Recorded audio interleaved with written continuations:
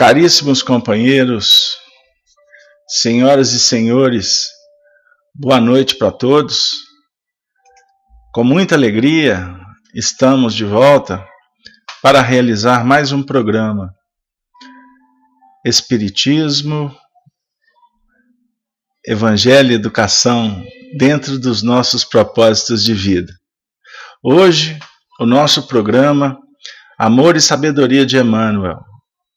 Com muita alegria estaremos completando o programa de número 100. São 100 encontros, são 100 oportunidades, um centenário de trabalho, se a gente pode assim dizer. Então, nós vamos, nesse momento, convidar a todos para nos acompanhar na oração que dará por início os trabalhos da noite. Rogando a Deus nosso Pai, a Jesus nosso Mestre, a espiritualidade que nos tutela, que nesse momento possamos sermos todos agraciados, envolvidos pela providência divina. Que possamos, nesse nosso encontro, mais uma vez, recolhermos os elementos de que tanto necessitamos, a medicação, a força, o estímulo, como também a orientação doutrinária, para que possamos nos aproximar cada vez mais da verdade que liberta. Incentivados todos para realizar a obra que nos compete, em nosso crescimento íntimo e também no contributo que nós podemos oferecer para o crescimento do nosso semelhante, para a qualificação da vida na nossa comunidade, no nosso planeta, nos graduando sempre para observar o caminho que transcende até a nossa estadia atual, pensando na eternidade. Rogamos a todos os amigos espirituais que possam envolver aos nossos ouvintes, amigos que nos acompanham nas transmissões da Rede Amigo Espírita, da Rádio Brasil Espírita de Maceió e os demais meios de comunicação que depois, por certo, vão replicar esse trabalho. Que possamos chegar ao final do nosso encontro em paz, tranquilos, harmonizados pelo dever que nos compete realizar. Se conosco, Senhor Jesus, hoje, agora e sempre. Que assim seja. Gostaríamos de, nesse momento, para iniciar os nossos trabalhos, pedir desculpas para todos os nossos companheiros que estão no chat do Hangout, porque nós tivemos um problema com o equipamento e não conseguiremos fazer o chat hoje. Mas nós vamos aqui fazer a transmissão com áudio e com vídeo, contando com as vibrações de todos vocês, para que a gente possa atingir os objetivos. O nosso trabalho da noite, intitulado O Martírio, a morte de Nestório. Trabalho que estamos concluindo em torno do romance 50 anos depois, psicografado pelo nosso querido Francisco Cândido Xavier, ditado pelo Espírito Emmanuel. Especialmente nesse momento em que vamos concluir o trabalho, estaremos trazendo o instante final da passagem do escravo Nestório. Era uma ocasião de uma festa para encantar o imperador Adriano e a sua corte, todos os considerados na época as autoridades, todos os seus amigos que estavam no anfiteatro. Então, nós vamos encontrar Emmanuel descrevendo assim parte da celebração, do acontecimento. Divino, vossas deliberações são sempre justas, exclamou o censor Fábio Cornélio, ansioso por desviar o assunto, de modo a não recordar o caso de Nestório, que, garantido por seu genro, trabalhara nos próprios serviços de pergaminhos da prefeitura. Aproveitando a pausa natural, o orgulhoso patrício acentuou: mas a grandeza do espetáculo de hoje é verdadeiramente digna de César. Ainda não havia terminado a frase quando todos os presentes alongaram o olhar para o centro da arena, onde, após os coleios exóticos dos dançarinos, iam iniciar-se as caçadas fabulosas. Atletas jovens começaram a lutar com tigres ferozes, apresentando-se igualmente elefantes e antípodes, cães selvagens e arouques de chifres pontiagudos. De quando em quando, um caçador caía ensanguentado, sobre aplausos delirantes, seguindo-se de todos os números da tarde, ao som de hinos que exacerbavam o instinto sanguinário da multidão. Por vezes, os gritos de cristãos às feras e morte aos conspiradores explodiam sinistramente da turba enfurecida. Ao fim da tarde, quando os últimos raios do sol caíam sobre as colinas do Célio e do Aventino, entre as quais se ostentava o circo famoso, os 22 condenados foram conduzidos ao centro da arena. Negros postes ali se erguiam, aos quais os prisioneiros foram atados com grossas cordas, presas por elos de bronze. Nestório e Ciro confundiam-se naquele pequeno grupo de seres desfigurados pelos mais duros castigos corporais. Ambos estavam esqueléticos e quase irreconhecíveis. Apenas Elvídio e sua mulher, extremamente compungidos em face do suplício infamante, notaram a presença dos seus antigos libertos entre os mártires,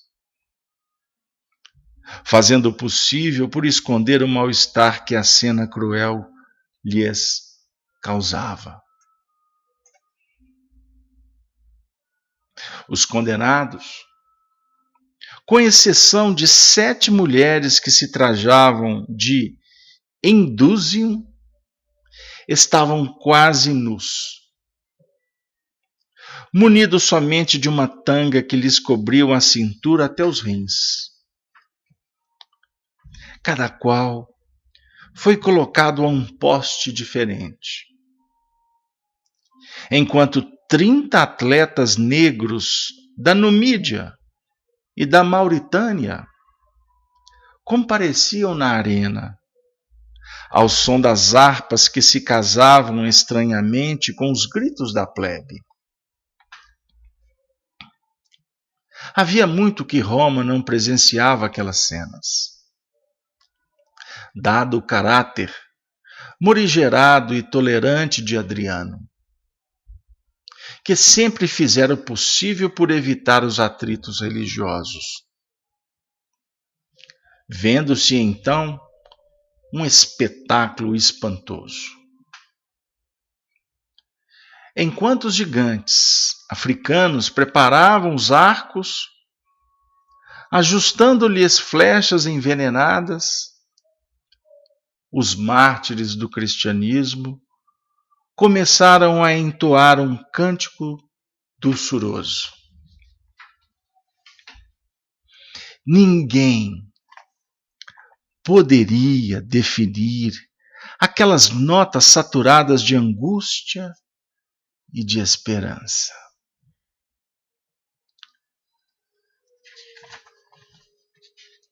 Debalde, as autoridades do anfiteatro mandaram intensificar o ruído dos atabalhos e os sons estrídulos das flautas e alaúdes, a fim de abafar as vozes intraduzíveis do hino cristão. A harmonia daqueles versos resignados e tristes elevava-se sempre, destacando-se de todos os ruídos na sua majestosa melancolia. Nestório e Ciro também cantavam, dirigindo os olhos para o céu, onde o sol dourava as derradeiras nuvens crepusculares. As primeiras setas foram atiradas ao peito dos mártires em singular mestria, abrindo-lhes rosas de sangue que se transformavam imediatamente em grossos filetes de sofrimento e morte. Mas o cântico prosseguia, como um arpejo angustiado que se estendia pela terra obscura e dolorosa. Na sua melodia, misturavam-se indistintamente a saudade e a esperança, as alegrias do céu e os desenganos do mundo. Como se aquele punhado de seres desamparados fosse um banho de cotovias apunhaladas, librando-se nas atmosferas da terra a caminho do paraíso. Eis a poesia, o cântico. Cordeiro Santo de Deus, Senhor de toda a verdade, Salvador da humanidade, Sagrado Verbo de luz, Pastor da esperança, ou melhor, Pastor da paz, da esperança, de tua mansão divina, Senhor Jesus, ilumina as dores de nossa cruz. Também tivestes o Calvário, de dor, de angústia, de apodo, ofertando ao mundo todo as luzes da redenção. Tiveste a sede, o tormento, mas sobre o fel, sobre as dores, redimistes os pecadores da mais triste escravidão. Se também sorvestes o cálice do amargor e de ironia, nós queremos a alegria de padecer e chorar. pois ovelhas tresmalhadas. Nós somos filhos do erro, que no mundo do desterro vivemos a te esperar. Dá, Senhor, que nós possamos viver a felicidade nas bênçãos da eternidade que não se encontram aqui. O júbilo de reencontrar-te nos últimos padeceres acende em nós os prazeres de bem morrermos por ti. Senhor, perdoa os verdugos de tua doutrina santa, protege, ampara, levanta quem no mal vive a morrer. A caminho do teu reino, toda dor se transfigura, toda lágrima é ventura, o bem consiste em sofrer. Consola, Jesus amado, aqueles que nós queremos, que ficarão nos extremos da saudade e do amargor. Dá-lhes a fé que transforma os sofrimentos e os prantos nos tesouros sacrossantos da vida de teu amor. Outras estrofes elevaram-se ao céu, como soluços de resignação e de esperança. Aí cá, nós ficamos pensando. Que momento extraordinário. Que materialização do mundo espiritual entre nós, num fenômeno que salpicava a terra de sangue dos mártires, dando a eles a força para que eles pudessem se redimirem pelo testemunho, mas ao mesmo tempo contribuindo de uma forma que pudesse a história marcar esta passagem deste período como aquele ponto que iria irradiar sempre,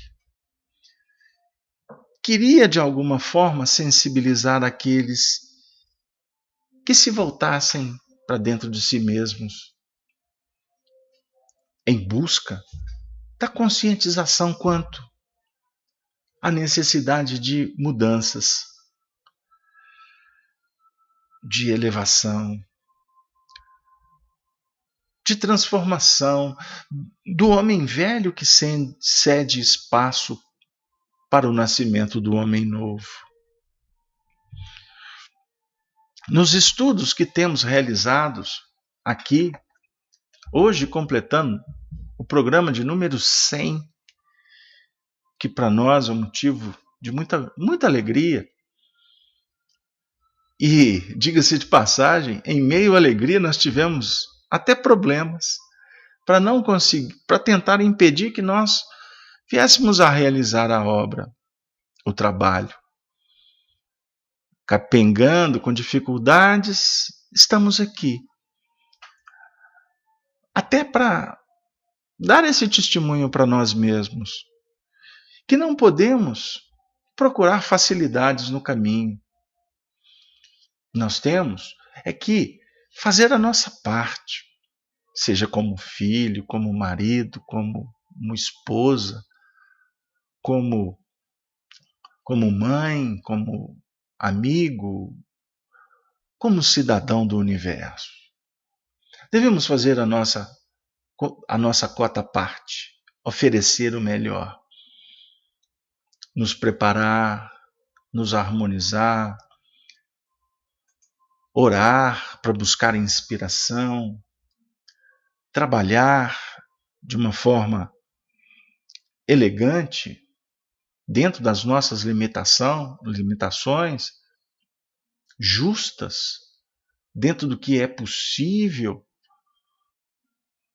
com paciência, com benevolência, prestando atenção na necessidade do perdão, mas também aguardar o toque da trombeta dos céus, numa fala evangélica. Porque a trombeta é um instrumento que é utilizado para chamar a atenção. E ela é um instrumento, portanto, utilizado por mãos abençoadas para dar os toques, para nos avisar, num processo profético, mediúnico, que vai efetivamente nos chamando a atenção para observar o que vem do alto. E se o que está nos visitando traz o imperativo da renúncia, nos curvemos a ela. Se o convite é para a resignação, se o convite é para a obediência, vamos ter o cuidado, a inteligência, a sabedoria para verificar se o instante é para recuar, se a circunstância convida para caminhar mais um pouco. Sempre prontos a colocar em prática o que já começa a despertar dentro desse nosso entendimento da vida. Não adianta filosofar sem operacionalizar. O aprendizado se dá nesse mecanismo: concepção, realização, repetição, fixação e modificação, sempre para que haja mais fertilização. É assim que o Senhor aponta os céus: não se turbe o vosso coração. Credes em Deus. Credes em Deus, credes também em mim, porque Ele é o ministro. Ele é o intermediário por excelência, que nos oferece, vamos dizer assim, aqueles elementos e as oportunidades para que a gente possa entrar nesse laboratório da realização. Então, historicamente, os cristãos daquele período foram espíritos que vinham num processo de preparação para grandes mudanças e obtiveram do Senhor a oportunidade de dar o testemunho coletivamente em nome da fé. Então nós vamos observar que desde a crucificação do Senhor, no ano de 33, até em seguida o início do martírio dos discípulos, né? A iniciar com Estevão, com Tiago, naqueles movimentos que depois levaram a outros passarem pela provação, como o próprio Paulo de Tarso, histórias extraordinárias, todos eles, Simão Pedro, apenas um foi escolhido pelo Senhor para não desencarnar dentro de um processo que veio de fora para dentro. João Evangelista, aquele considerado o discípulo amado, foi o único que desencarnou por morte natural. Aí a gente inclusive pode aqui agora buscar até a reflexão do porquê ele teve uma morte diferente. Alguns podem até afirmar: ele estava sendo preparado, até na sua própria instrumentação mediúnica, a vir lá na frente a escrever o Apocalipse na ilha de Patmos, já caminhando para os 100 anos de idade. Olha, observem bem que interessante. Mas nós podemos também perceber nesse simbolismo que o amor é a única força capaz de sublimar a inteligência para que o reino de Deus se estabeleça em definitivo no domínio do coração. Com amor, os projetos se ampliam, a misericórdia se faz. E o amor vai, como na própria expressão do apóstolo Pedro, cobrindo a multidão dos pecados. A definir que não necessariamente você tem que passar pela purificação que vem de fora para dentro. Mas você pode revolver isso de dentro para fora. Observem bem que interessante. O testemunho dos cristãos naquele tempo, que colimaram ou que tomaram uma abrangência maior, principalmente naqueles movimentos dos martírios que se deram no ano de 170, 177 da era cristã, por exemplo, na região que hoje é conhecida como Lyon, nas Gálias. Depois, mais um outro movimento de martírio que a gente vai ver no livro Ave Cristo, por volta do ano de 232, também naquela região de Lyon, aonde foi fundada a igreja de João Evangelista. Aí eu vou abrir um painel na história para que a gente possa associar e entender a história como um processo de metodologia de evolução. E até abrindo para vocês alguns pontos do que vem a ser revelação profética. Chave profética. Trabalha com o tempo, com os ciclos, com as repetições dos fatos. E ao mesmo tempo, como pontos que se transformam em fulcros irradiadores no tempo. No tempo de Deus. Aí eu pergunto para vocês, uma das regiões que houveram maior número de martírios, Lyon, hoje França. Por quê? Por quê, meus amigos? Em 1804, reencarna um dos mais próximos apóstolos de Jesus em Lyon, nessa mesma terra que foi salpicada por esse sangue dos mártires. Agora o apóstolo com os espíritos da verdade, todos uma nova dinâmica, para trazerem de volta a verdade vivenciada dentro de um plano de elaboração filosófica, mas apresentando no tempo a oportunidade de uma transcendência dessa filosofia em nível de operação, de ciência, mas com um vínculo profundo com o cristianismo, ou seja, o aspecto da religiosidade, para configurar assim o tríplice aspecto dessa doutrina dos novos tempos, a doutrina espírita. Foi ali, foi naquela terra. Então, desculpem, eu estou me alongando um pouco nesse contexto, porque nós aprendemos com os espíritos que nada acontece por acaso. O acaso é uma palavra inventada pelos homens para disfarçar o menor esforço. Então, por que aconteceu tantas coisas naquele período?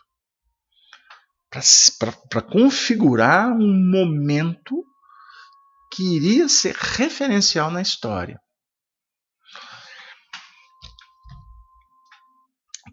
Aí a gente vai entender por que profetas antes de Jesus, por que o legislador Moisés antes de Jesus, apresentando a lei, apresentando o simbolismo da trajetória evolutiva do espírito, que está todo ele inserido no Pentateuco mosaico.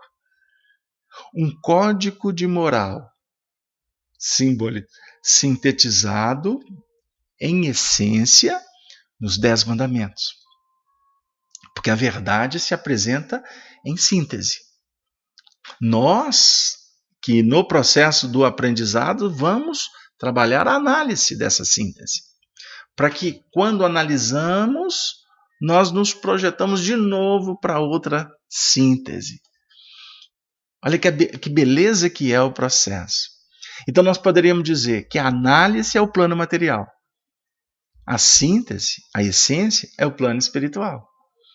Então Jesus é a síntese do ensinamento. De uma forma particular, como um homem,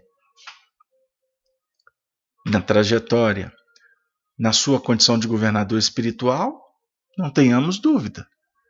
Mas nós estamos caminhando não mais para particularizar, para personalizar em Jesus.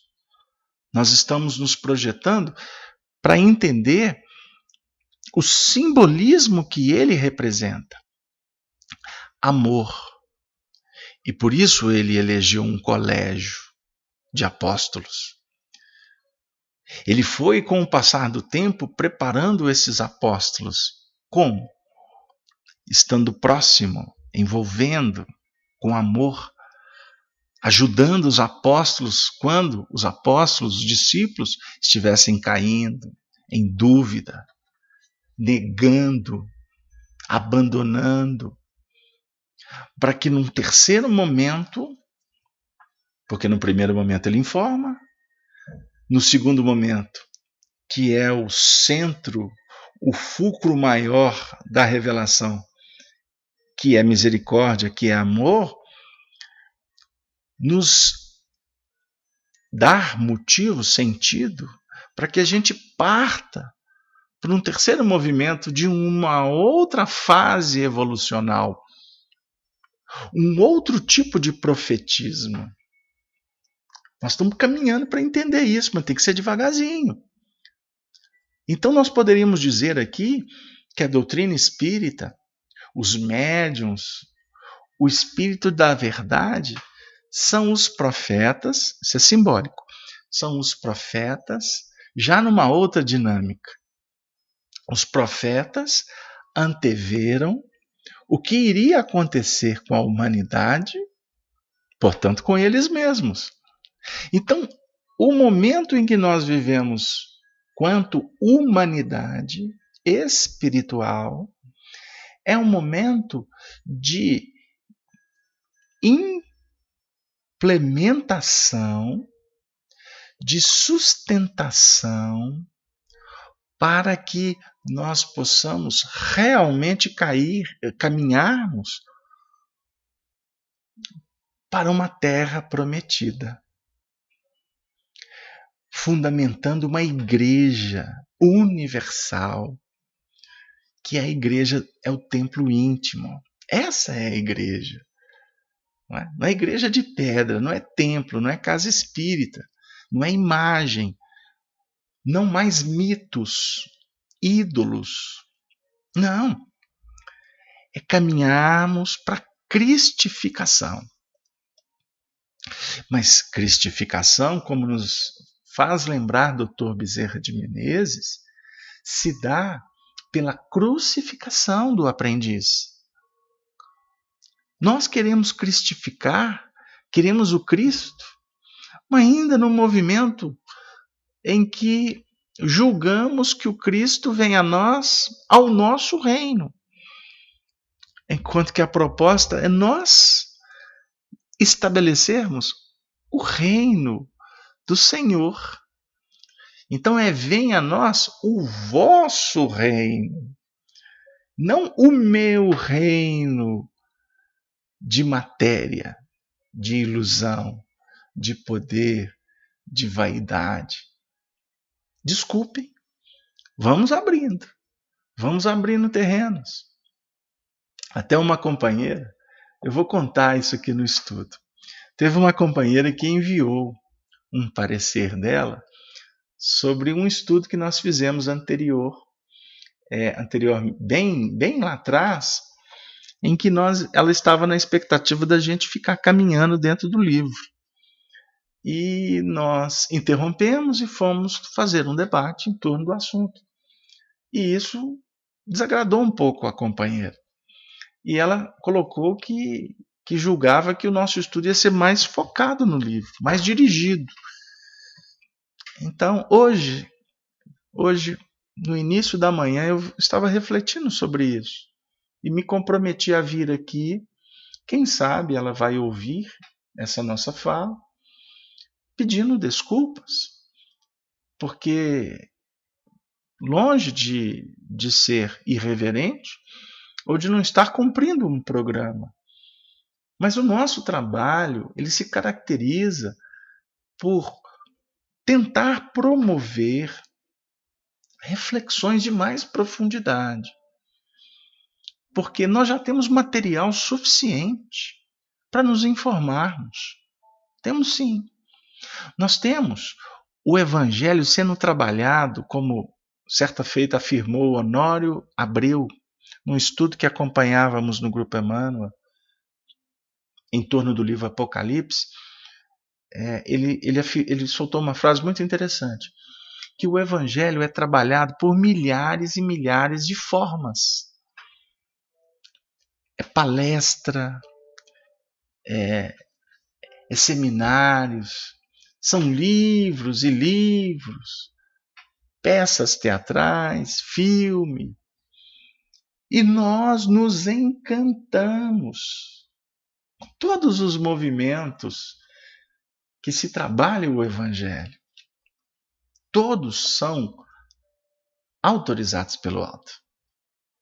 Inclusive até por aqueles que fazem brincadeiras ou não se responsabilizam com a mensagem. Agora, como lá atrás em Lyon,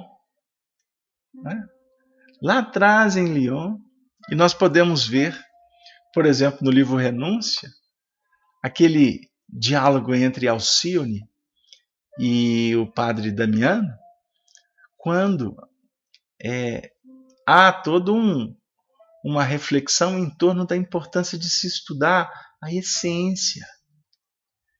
Então, esse trabalho nosso aqui na sala Evolução em Vida, eu gostaria de pedir desculpas se a gente não atende, mas o nosso objetivo é tentar estimular e formarmos um grupo que não esteja com pressa, que não vamos nos deter na forma, mas sim na essência. Vamos tentar ver o que tem por trás da cortina. Porque doutrina espírita e evangelho a gente não aprende na letra. A letra mata. O espírito é que vivifica. Doutrina espírita a gente aprende com o que está atrás da letra. Evangelho, para nós, ele precisa de ser uma proposta que tenha ressonância na nossa intimidade. Tem que ser na nossa linguagem. Até nos desculpem se a gente de vez em quando solta algumas palavras assim mais complicadas, mas é porque muitas vezes a gente está tentando ser fiel aos textos, porque nós nem temos competência para conversar com os doutores. Nos desculpem. Existem muitos que são considerados até autoridades. Que Deus os abençoe para que eles cumpram a missão que os compete. A nossa não é uma missão para envolver as massas. O nosso trabalho, ele é miudinho. Ele é um trabalho, eu vou chamar de um trabalho de mineiro. Uma coisa que o Chico aprendeu a tomar o mingau, a sopa pela beirada. Nessa época de frio, cuidado se você for a sopa fumegante, você vai lá com a colher no meio do prato, queimou a língua, complica. Complica tudo. Então nós temos que aprender a ir dentro de um movimento espiraloide. É de fora para dentro. Né? Para depois trabalhar no movimento de dentro para fora. Com muita calma. E acima de tudo, com o espírito de servir. Com o espírito pronto para realizar a obra. Conforme nos orientou Jesus. Não tem mistério, minha amiga. Não tem dificuldade, meu irmão. Somos nós é que colocamos muitos ingredientes para sofisticar e transformar a tarefa complicada. Observe. Ontem eu discuti lá na FEAC, na reunião de intercâmbio, na reunião mediúnica. Aí na parte do estudo eu falei para os amigos que muitas vezes a gente tem uma tendência que é um hábito criado de reclamar, e nos tempos atuais tudo é pressão. Ah, lá no banco é uma pressão. Ah, lá na prefeitura é uma pressão. Aí a gente fala, existe uma pressão espiritual. Tudo é pressão. Tem até a panela de pressão, né? Ok. Figura. Linguagem. Ok. Mas será que a gente poderia pensar que esse período aqui dos cristãos foi um período de muita pressão? Então, foi um período de muita tortura. Imagine, você, para confirmar a sua fé, você está colocando em risco a sua própria integridade, a sua própria encarnação. O que eles fizeram, esses cristãos? Por amor a Jesus.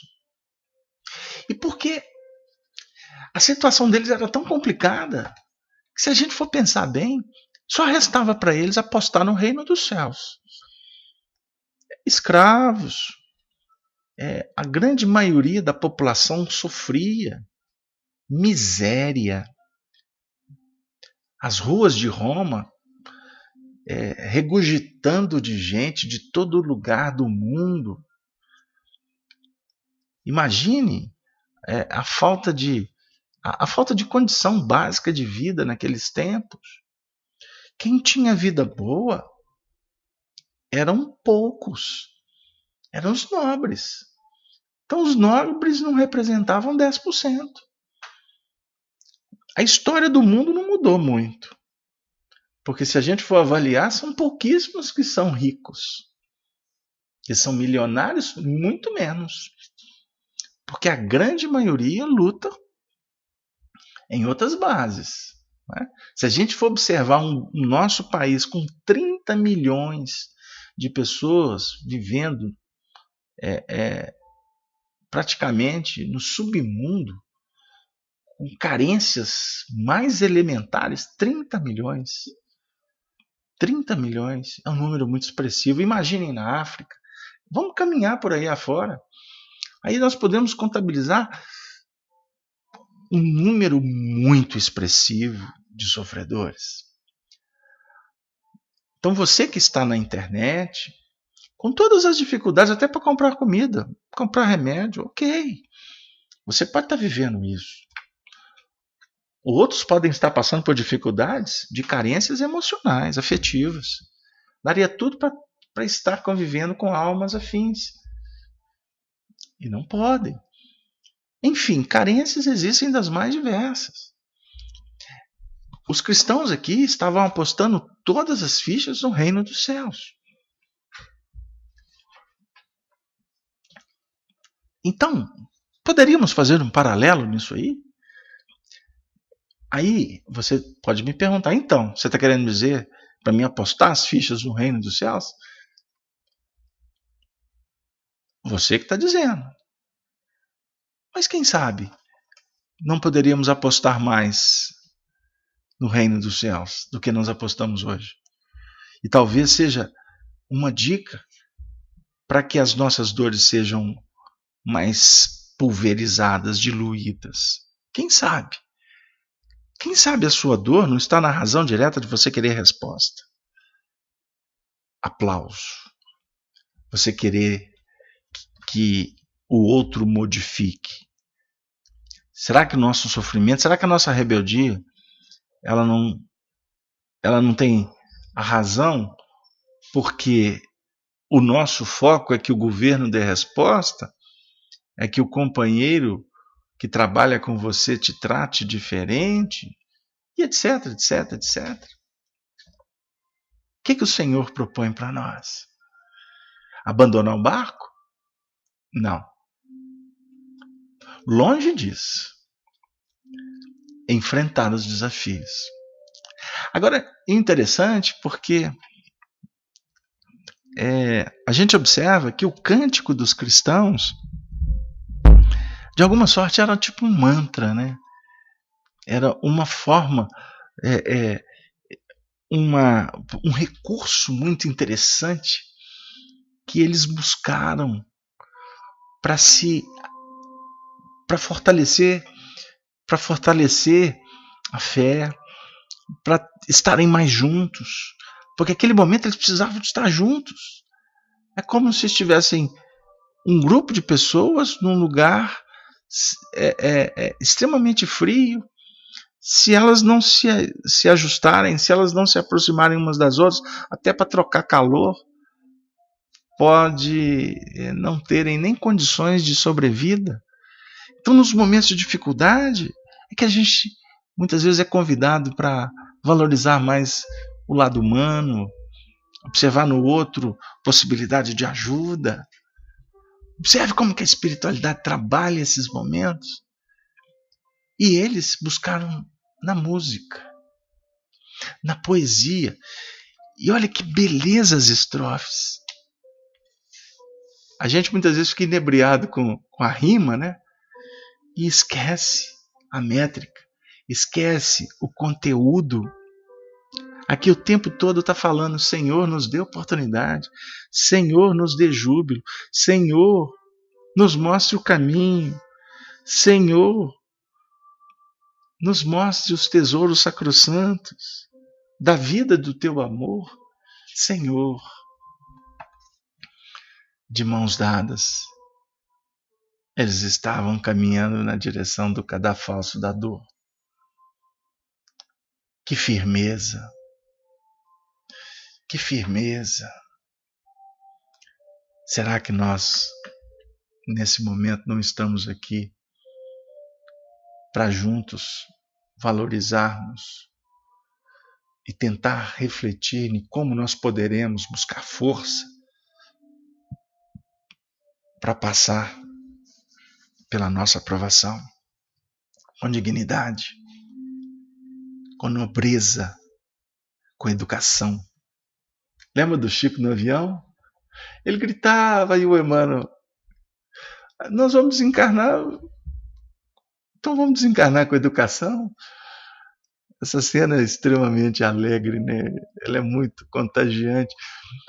Nós temos que ter educação, gente, para passar pelos processos. Mas para isso precisamos de entender o processo e colocar amor no coração. Caríssimos, o nosso tempo hoje é mais, como é que eu digo, mais condensado.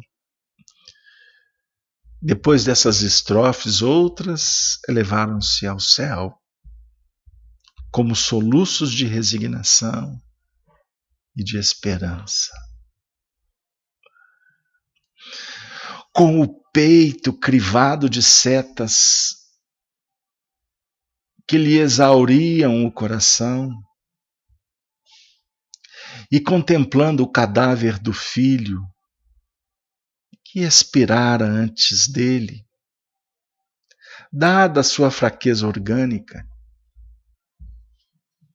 Nestório sentiu que um turbilhão de lembranças indefiníveis lhe afloraram ao pensamento, já vacilante.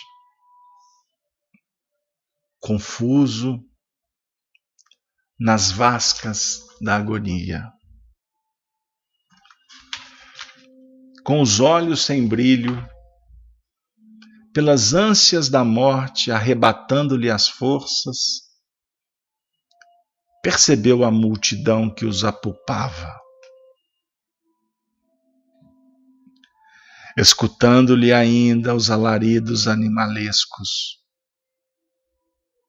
fitou a tribuna imperial, onde, certo, estariam quantos lhe haviam merecido afeição pura e sincera. Mas, dentro de emoções intraduzíveis, viu-se também nas suas recordações confusas, na tribuna de honra, com a toga de senador, enfeitado de púrpura, coroado de rosas, aplaudia também ele a matança de cristãos, que sem os postes do suplício, nem flechas envenenadas a lhes transpassarem o peito, eram devorados por feras hediondas e insaciáveis. Desejou andar, mover-se, porém, ao mesmo tempo sentia-se ajoelhado junto de um lago extenso, diante de Jesus Nazareno, cujo olhar doce e profundo lhe penetrava os recônditos do coração. Genuflexo, estendia as mãos para o Mestre Divino, implorando amparo e misericórdia. Lágrimas ardentes queimavam-lhe as faces descarnadas e tristes.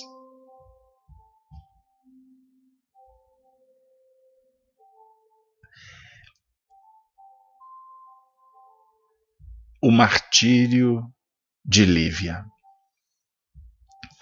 Aquele dia inesquecível, descrito por Emmanuel no livro há 2000 anos. Naquela tarde, ele recebia homenagens como senador. Ele e muitos outros, eram 70. Serviços prestados a Tibério. Depois, os demais que vieram até Vespasiano, que era um grande admirador dele, Públio. Ele estava ali coroado com rosas, púrpura. E sem saber, via os cristãos sendo atirados às feras. Ele aplaudia. Ele queria estar em casa com Lívia, ansioso por aquela cerimônia a terminar. Algo gritava dentro dele, trazendo maus presságios. Mal ele sabia que a alma de sua alma, Lívia, estava sendo assassinada.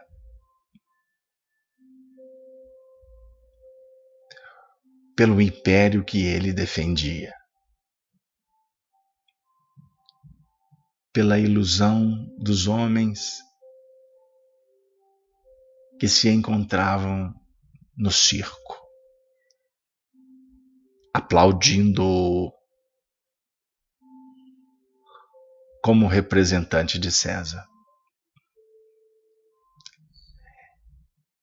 Essa descrição aqui traz a lei de causa e efeito. Passado quase 100 anos, ele estava ali agora, na mesma posição de Lívia.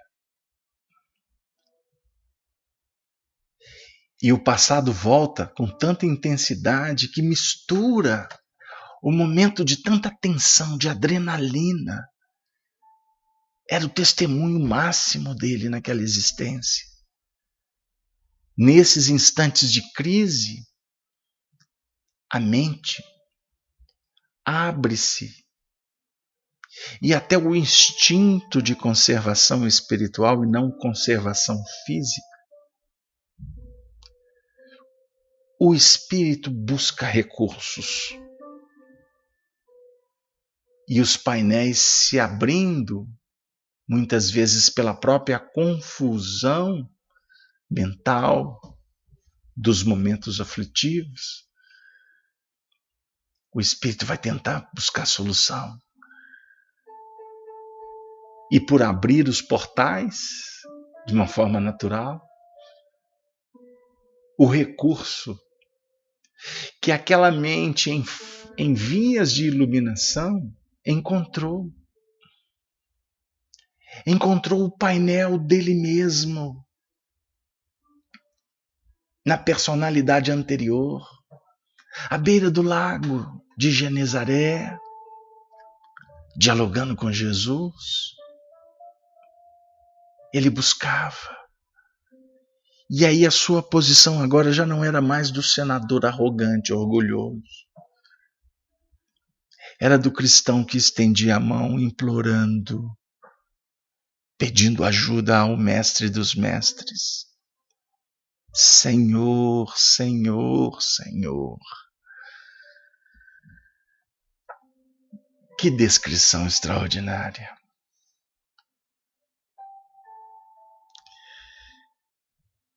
Aos seus olhos moribundos, as turbas furiosas do circo haviam desaparecido. O silêncio interior. A verdade. A reflexão profunda. Foi quando um vulto de anjo ou de mulher. Por que um vulto de anjo ou de mulher? Porque ela já era essência. Mas ela se apresenta mulher. Era o trabalho dela. Retornar. Porque o caminho é ascensão e queda. Sutilização, incorporação. Sutilização, incorporação. Na Terra e no espaço. Kardec pergunta: qual o objetivo da reencarnação? Os espíritos respondem: Deus vos impõe a reencarnação com o fim de vos fazer progredir. Para uns, expiação. Para outros, missão.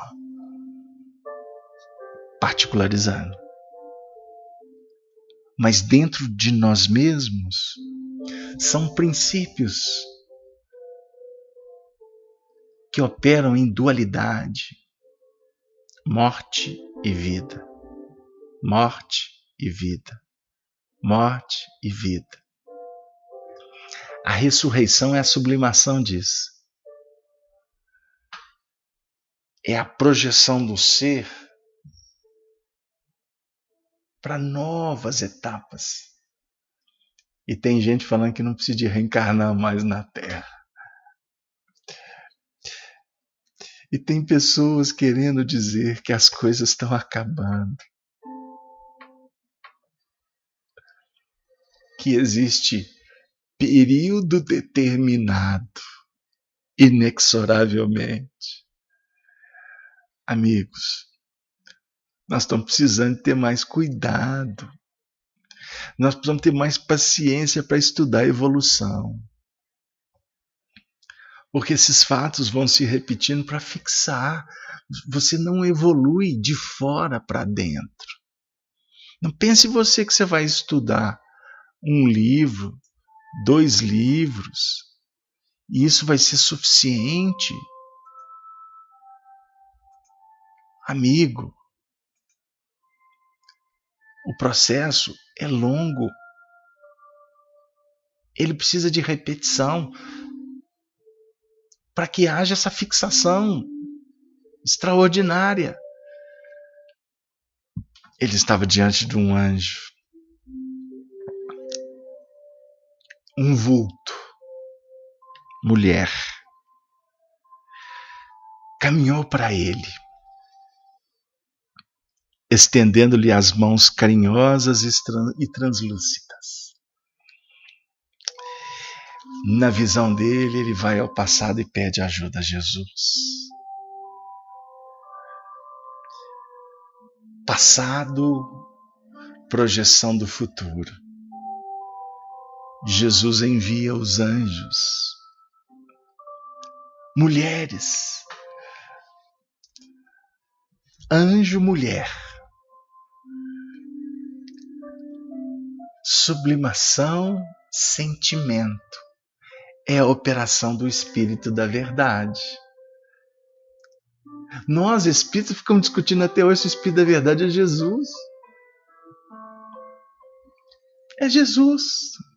Fechado. Não. Abre. Espírito da verdade são aqueles que estão em busca da angelitude, se fazendo mulher. No sentido, entenda o que eu vou dizer, hein? Senão nós vamos misturar alho com bugalho. No sentido de buscar o entendimento e operar, reproduzindo o bem, mas sendo fertilizado não por homens, mas é a Virgem que é fertilizada pelo alto. Ela se faz passiva, ela se faz generosa, ela se faz instrumento adocicado da vontade divina. Não foi o que o Chico fez? O que vocês acham? O Chico era uma mulher que se vestiu de homem, porque senão não ia dar conta. Porque como homem já batemos nele a encarnação inteira, imagine se fosse mulher, com a autenticidade dele. Mas observem, isso não importa. O que importa foi o que foi feito. E o exemplo que vai arrastando. Mas não podemos só ser arrastado pela correnteza.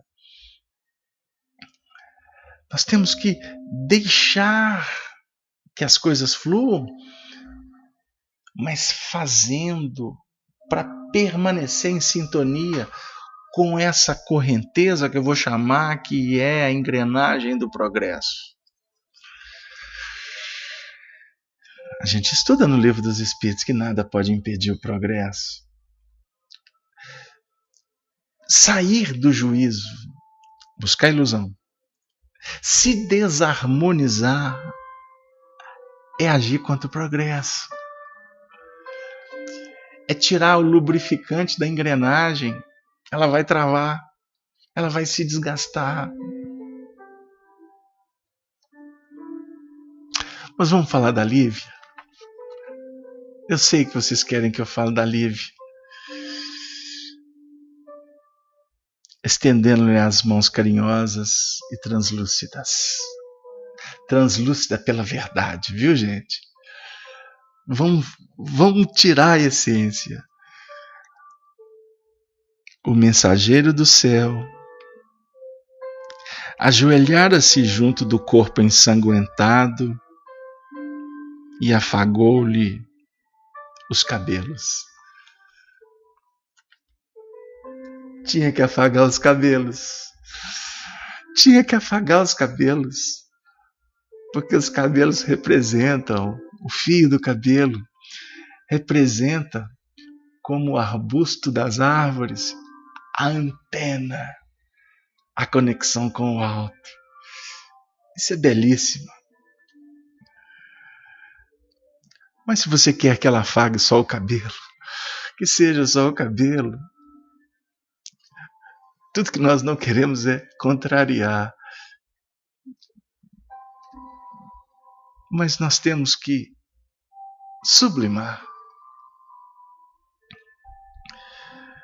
E o corpo estava ensanguentado, o corpo do mártir. Afagou-lhe os cabelos, beijando-o suavemente. O antigo escravo,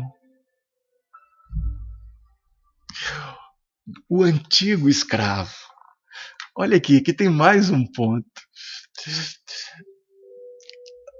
O senador era um escravo. Era um escravo, porque quem comete pecado é servo do pecado. João deixa isso para nós. Palavras de Jesus no capítulo 8, no versículo 34. 32, eu conhecereis a verdade. Quem comete pecado é servo do pecado. O antigo escravo. Aqui está falando do escravo, do Nestório, que foi liberto. Mas nós estamos ampliando, nós estamos tirando a linha demarcadora de uma vida e da outra. Porque esse texto está falando de muita coisa aqui que a gente pode explorar. O antigo escravo experimentou a carícia daquele ósculo divino.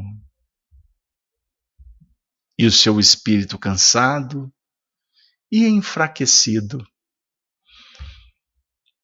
adormeceu de leve, como se for uma criança. Como uma criança. Porque é dela o reino dos céus.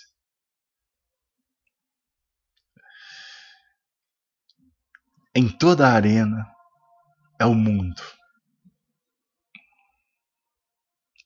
Vibraram radiações invisíveis dos mais elevados planos da espiritualidade. Seres abnegados e resplandecentes estendiam fraternalmente os braços para os companheiros que abandonavam o invólucro perecível. Nos testemunhos da fé, pela injúria e pelo sofrimento. Querido amigo espírita, os nossos teleouvintes da Rádio Brasil, da Rede Amigo, você que está acompanhando esse nosso singelo apontamento, esse nosso encontro, onde nós estamos procurando viajar no tempo, regressar na história. Estamos também, ao abrir essas páginas, trazendo alguns pontos, incentivando você a estudar esse livro.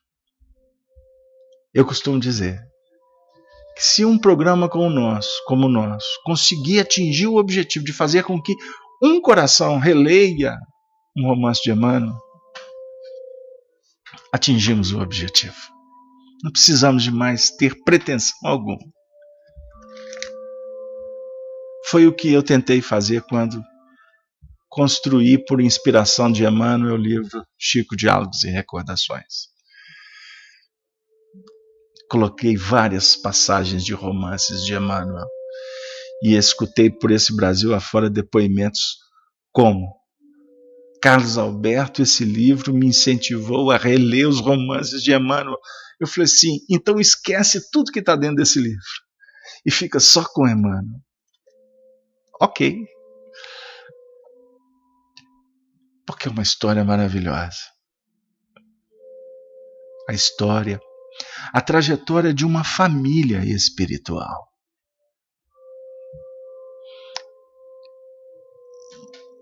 Mas o nosso objetivo também é de dar as mãos uns com os outros,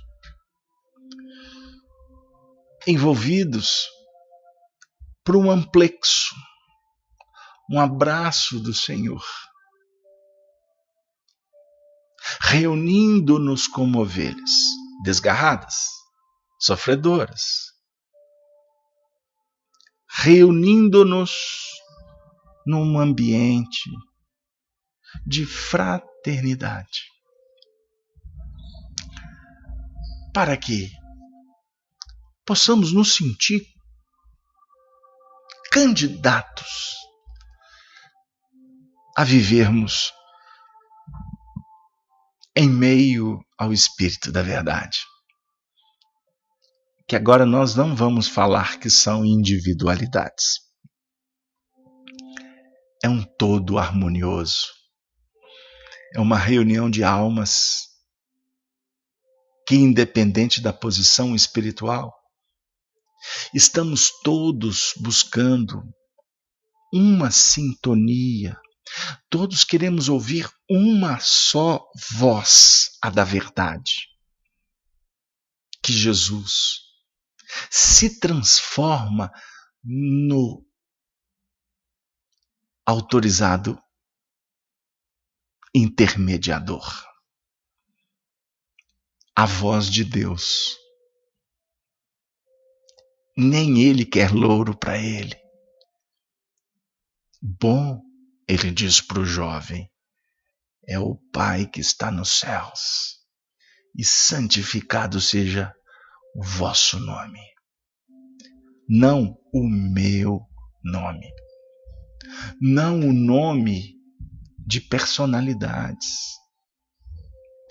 Não aquilo que ainda materializa o divino. Vamos fazer da nossa vida o reino de Deus, nos esforçando com simplicidade, com sensibilidade, com caridade. E assim, caminhando para o término do nosso encontro, o 100º programa, gostaríamos de trazer Minutos de Deus, de Maria Dolores. Basta às vezes perguntas a alma boa: qual a razão do sofrimento? Por que a treva da angústia na pessoa? E também, vezes muitas, a recear a justa explicação, foges de coração cansado e desatento. Enquanto podes fazer isso, satisfazendo a impulso vão, ausentas-te dos quadros de amargura, como quem busca o reboliço, para esquecer o assombro e a inquietação, que observa nos outros, de alma triste e insegura, quando colhidos pela provação. Mas se um dia chegar em que não possas distanciar-te do recanto, em que a tristeza se conhece, por neblina de pranto. Por maiores as dores e os problemas, acende a luz da prece, e esperando por Deus, não te aflijas nem temas. Ora, detente, anota, pensa e escuta.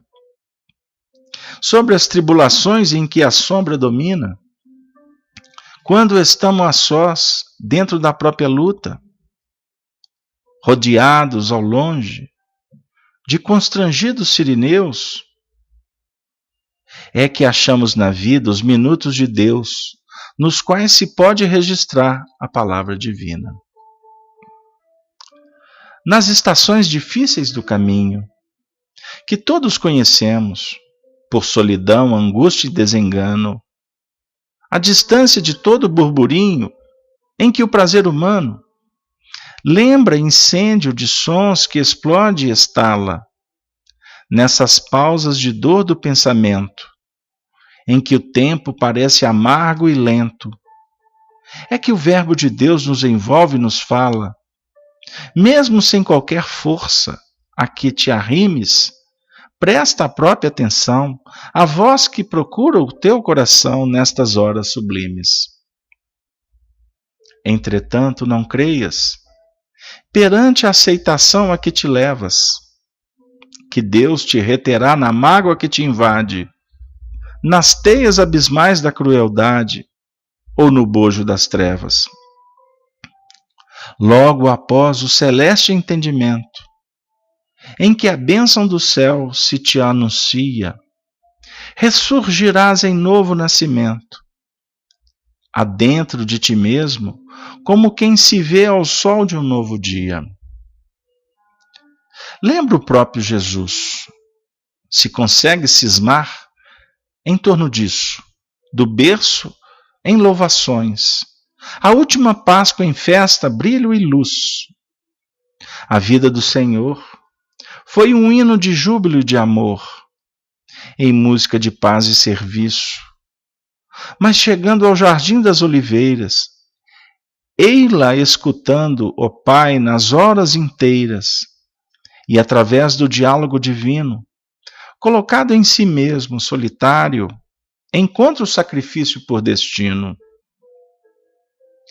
Desde a prisão injusta às pedras do Calvário, entretanto depois da renúncia suprema, qual se guardasse em si o fel da humana escória, no suplício final perante a multidão, fez-se o Cristo imortal do amor e da vitória na luz divina da ressurreição. Alma fraterna, recorda, os momentos infelizes parecem noite de crises, em que o céu lembra um vulcão. Rimbombam trovões no espaço, coriscos falam da morte, passa irado vento forte, tombando troncos no chão. Recordemos o Calvário. Lembremos a fúria da multidão. Mas no terceiro dia, a luz irradia e apresenta a ressurreição. A ressurreição.